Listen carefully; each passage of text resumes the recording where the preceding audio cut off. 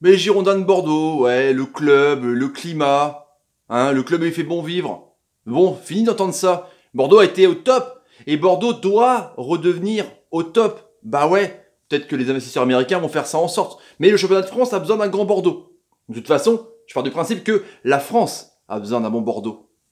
On s'est compris. Salut à tous, footeuses et footeux de famille, c'est Thomas. On continue notre petit tour de l'hexagone, de la Ligue 1 Conforama Bob Alpa, Igena Castorama, hein, Poltron et Sofa, tout ce qui rime en A, où il y a des meubles en kit. On a fait les crocodiles, merci à vous. On a fait le Stade de Reims, merci à vous. On a fait le TVC, merci à vous. On a fait le LOSC, merci à vous. On a fait Strasbourg, merci à vous. On a fait Amiens, merci à vous. On a fait Caen, merci à vous. On a fait les Amis. Guingamp, merci à vous. On a fait Dijon, merci à vous. On a fait Montpellier, merci à vous. On a fait Nantes, merci à vous. On a fait Nice, merci à vous. On a fait l'écran vert. Hier, avant-hier, Saint-Etienne, merci à vous. Et là, on s'arrête dans le top 6. Les clubs européens, en l'occurrence, les Girondins de Bordeaux. Mais d'abord, je remercie mon partenaire OneFootball, première application mondiale de football gratuite et téléchargeable sur iOS et Android. On parle aussi de Bordeaux et du mercato bordelais. Et ouais, sur OneFootball, allez-y les petits amis, dans la description, le lien. Et c'est gratuit, ça mange pas de pain. Dernière semaine, plus on fait des vidéos, plus la Ligue 1 approche. C'est Einstein qui le dit. Ouais, la vigne, les vignes. Ben oui, je vous avais dit que la France a besoin d'un bon Bordeaux, c'est ça. Et Zidane, un autre grand cru, on s'en souvient, c'est là qu'il a éclaté justement, truc de taré, ce but du milieu de terrain en Coupe d'Europe. Zidane, que dire à part que c'est le meilleur? Franchement, vous êtes d'accord ou quoi? Bah oui, baise, Claude baise. Sulfureux, clivant, mais c'est lui, n'empêche, qui a fait que Bordeaux avait un peu de sa superbe. Hein. Bah ouais, des titres.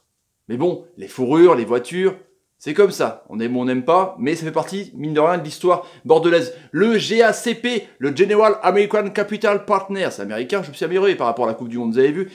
L'investisseur américain, justement, qui a racheté le club, on va racheter, non, on va pas racheter, on va parler de ça. Les Girondins de Bordeaux, club au scapulaire, 1881, club qui compte, ce que je vous ai dit, pour le paysage footballistique français. En chiffres, 66e saison, bah ouais, hein, avec l'OM, c'est l'équipe qui a le plus de Ligue 1, de Division 1, enfin du moins de présence en Division 1.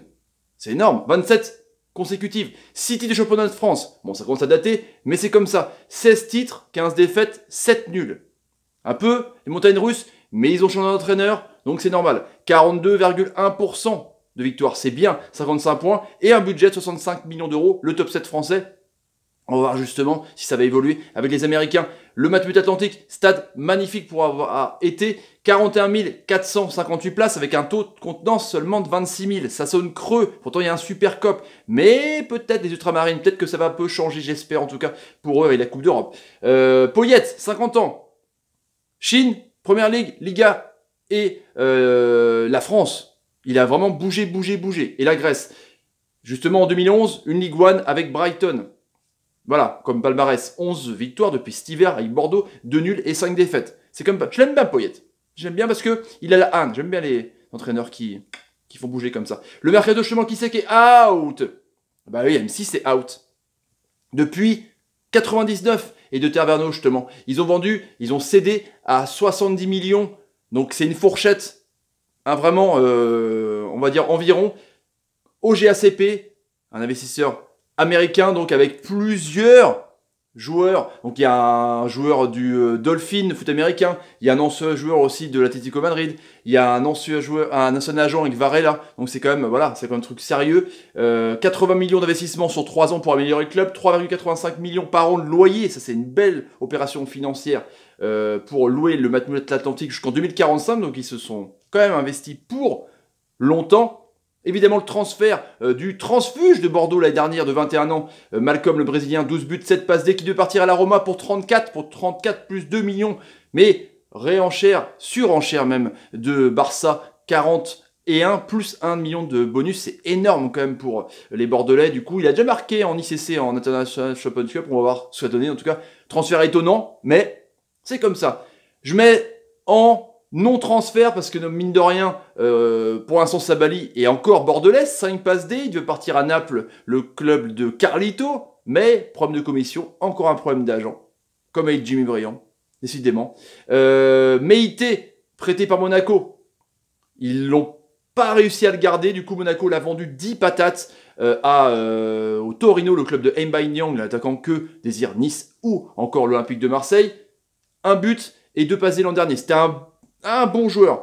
Roland, de 25 ans, ils ont enfin réussi à le vendre 6 patates. Donc il est prêté à Malaga et il reste en Liga. Il a signé au déport. Donc de toute façon, il marquait plus, il faisait plus rien avec Bordeaux. C'est bien, une belle opération. Qui c'est qui est arrivé justement? Eh ben, il y a globalement pour l'instant qu'un seul joueur dû à la vente. Samuel Kalou, de 20 ans, un Nigérian qui vient de la Gantoise. 8 millions d'euros, 24 matchs, 6 buts, 7 passes D. Donc apparemment c'est le nouveau feu follet qui va remplacer donc Malcolm. On va voir ça, on va suivre ça avec attention. Pour 5 ans il a signé, donc c'est aussi long. Étoile du club et joueur à suivre. Bah oui, je mets Papy Plasil. Il a été excellent au match retour contre Ventspils à Bordeaux. Mais je trouve, voilà, même c'est 36 ans, il a fait une passe, un but de passe D l'an dernier. Je trouve qu'il, je sais pas, il rayonne. Quand il n'y a pas de pressing, il est énorme dans un fauteuil. C'était compliqué pour lui l'an dernier, à voir cette année. Mais en tout cas, il est encore là. Camano, je l'adore. 22 balais, 8 buts, 4 passes D. Un but en Europa League, justement, sur une superbe ouverture de quarterback de l'ami Papy Plasil. Je l'aime bien. Un attaquant, de la hargne, capable de dribbler, mangeur de craie. Non, franchement, c'est intéressant. Je l'aime bien, Camano. Valentin Vada, je l'aime bien aussi. 22 balais. Milieu relayeur numéro 8. Assez offensif des fois, 2 buts, 1 passe D, à suivre aussi. Il y a pas mal de bons jeunes à Bordeaux, en tout cas. Et Youn Sankharé, voilà, il aurait peut-être pu avoir une meilleure carrière. Je trouve que c'est un super milieu de terrain qui avait été donc aligné en numéro 9, on s'en souvient, en match aller. Hein, c'était peut-être bizarre alors qu'il y avait Depréville ou Laborde sur le banc. Mais je le trouve énorme. 7 buts, 1 passe D l'an dernier à 28 balais. Franchement. Sankharé, encore à suivre. Les matchs amicaux, justement, il en a eu moins parce qu'il y a la Coupe d'Europe. Bah ouais. Contre le MC Alger en Algérie, un nul. Un but partout. But de Jovanovic contre Gazélec. Victoire 1 but 0. But de Badache sur penalty, justement, le 18 juillet. Contre Saint-Etienne, victoire 2 buts à 1. Chouameni et Camano, justement. Et le 21 juillet, contre le FC Union Berlin en Allemagne. Un nul, un but partout contre le but de Koundé, défenseur. Comme contre Ventspils. En tout cas, on va voir ce calendrier complet, justement, la reprise. Bah ouais, difficile, ils vont venir le dimanche, forcément. La J1, la J1, le 11, bah ouais, contre Strasbourg, à domicile, contre Toulouse, Monaco, Rennes, Nîmes, Guingamp, Lille et Reims. Entre-temps, ils ont peut-être aussi le tour de barrage, contre peut-être la Gantoise, on va dire. Donc, Monaco, Rennes, 2 équipes européennes, sinon c'est assez abordable en tout cas pour les Bordelais. Voilà les petits amis. Hop, on fait comme ça. Et quelle place pour les Girondins de Bordeaux à la fin de saison vous mettez? Top 5, 10e, 12e, premier. Et on verra ensemble, je ferai un bilan de tout ça avec vos votes, avec aussi le nombre de vues. Ça va être assez intéressant je trouve. Maintenant, si vous avez envie de vous abonner à la chaîne, n'hésitez pas, tapez sur ma ganache, mettez des commentaires sur ce que vous pensez de cette équipe de Bordeaux, partagez la vidéo sur tout ce que vous voulez, tout support, hein. Snapchat, Facebook, Instagram.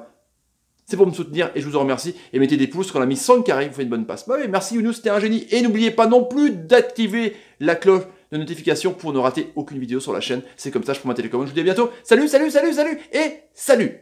Ah, les Girondins quand même, ça mérite d'être haut. Mais si, ça mérite d'être haut. Si.